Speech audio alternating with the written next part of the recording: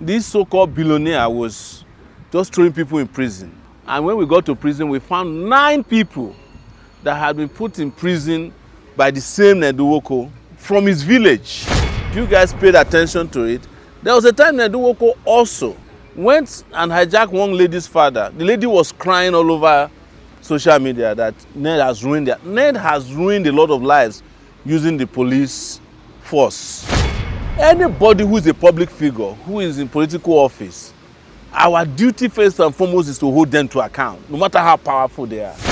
We have found out also that he has done cross-border prostitution by bringing in underage girls from places like Morocco to Nigeria. These are international sex trafficking crimes. So his license is also our target, that he's not allowed to practice law both in Nigeria and the UK. You must understand that I'm not fighting for Regina Daniels. I'm fighting against abuse of office by a Nigerian senator who is colluding with the Nigerian police and who has had a history of using the police to oppress people. Regina Daniels' issue came to my attention when her husband arrested a TikToker named Tuma Gabriel. His TikTok name is Tuma, because they claim that Tuma accused Regina Daniels of having kids that do not belong to this particular senator. The senator procured the Nigerian police, particularly the FCT command, got Tuma arrested and sent him to prison.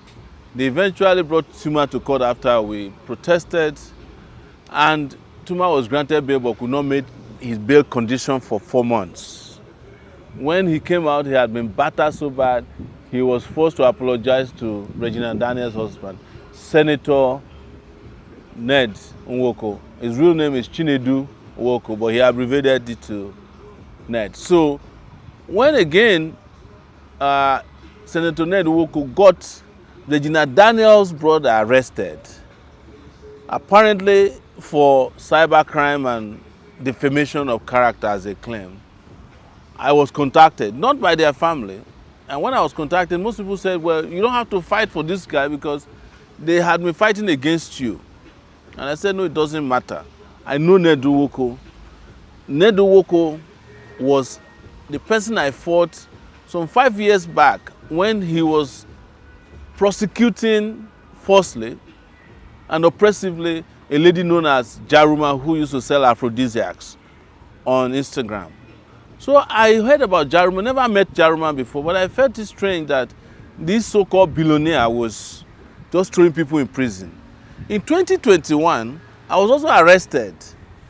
That time not by Ned Nwoko, but I was arrested by the Nigerian police, accused of doing a protest on New Year's Eve. And when we got to prison, we found 9 people that had been put in prison by the same Ned Nwoko from his village, because they said when young people were fighting against him for stealing their land to set up what is now known as his sports university. We fought and helped these guys to get out. Later on, if you guys paid attention to it, there was a time Ned Nwoko also went and hijacked one lady's father. The lady was crying all over social media that Ned has ruined a lot of lives using the police force and using his power. And one thing people must know in Nigeria is that anybody who is a public figure, who is in political office, our duty first and foremost is to hold them to account, no matter how powerful they are. And when I heard that Ned had pounced on his in-laws, I immediately got involved in it. In fact, as at the time he arrested Regina's brother, I was declared wanted in Lagos for participating in the protest. So I had to run from Lagos to come to Abuja. And by the time I got to Abuja, we had already arranged a lawyer to fight for him. That is Samuel Ojogo, that's Regina's brother. And we were able to get him freed on Monday after spending about 3 nights in detention in an unjust and unlawful and illegal manner. So after freeing him, I discovered that Ned had other plans in place to arrest Regina's mom. He had intercepted Regina's phone calls and was going to use it against her. He was planning to reveal and release her private chats and private parts in the open. And as someone who is an advocate for respect for human rights and dignity, there's no way I can sit back, even when so many people will say, well, why would you care about a girl who was part of the oppressive system that you've been fighting against? Well, I don't care about Jews or Gentiles. I fight for human rights regardless of whether you support me or not. So your support or your love for me is not a condition for me to create a society that is just and fair. And I hate it. Everybody understands this. I hate it when people use their power, when they use illegally acquired wealth to punish people because they feel they can get away with it. So that was how we got into another issue. Found out that Ned married Regina Daniels underage. Now, you must understand that Nigeria is a signatory to a lot of international instruments that opposes sexual trafficking, all right, and messing with underage girls. You cannot marry an underage girl because there's a Child Rights Protection Act in this country that forbids, powerful people from using their position to marry, whether you are powerful or not. You don't have a right to marry somebody who has not reached the age of consent. Even when their parents say, come and take the person. We procure the passport, it's available, you can see it. Upon discovering that this might be a problem, because he's an international lawyer, he practices in the UK, where he's gotten involved in a lot of shady dealings, by the way. He went and helped her procure a voter's card. But her original international passport, with which Ned has traveled extensively with Regina Daniels, shows that at the time they married, she was 17 years old. He knew it, but he knew that an alibi would be needed in the future, so he went and collected from her a voter's card. But even Regina Daniels' parents and handlers have told me that she never knew about that voter's card. So there's something still shady about it. But when it comes to public identity cards that are acceptable, the international passport is probably number one, because that one goes through a lot of scrutiny before you can get it. So to go and bring an INEC voter's card or driver's license to say anybody can procure that. I've seen people who cannot see who have driver's license in Nigeria.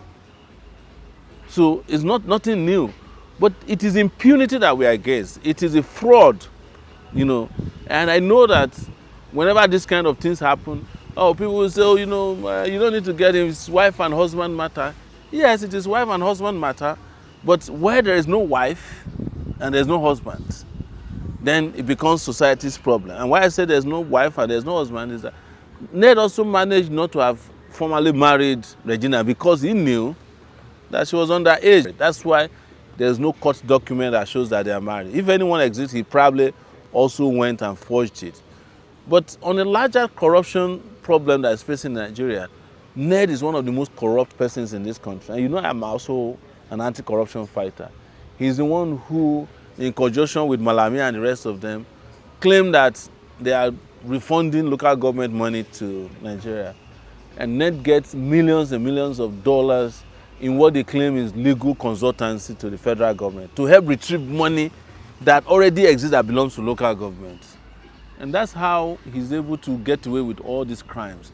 We have found out also that he has done cross-border prostitution by bringing in underage girls from places like Morocco to Nigeria. These are international sex trafficking crimes. And we are saying Ned should be suspended immediately from the Senate. He should be arrested by, I won't say Nigeria police, it should be a crack team because the police is in his pocket.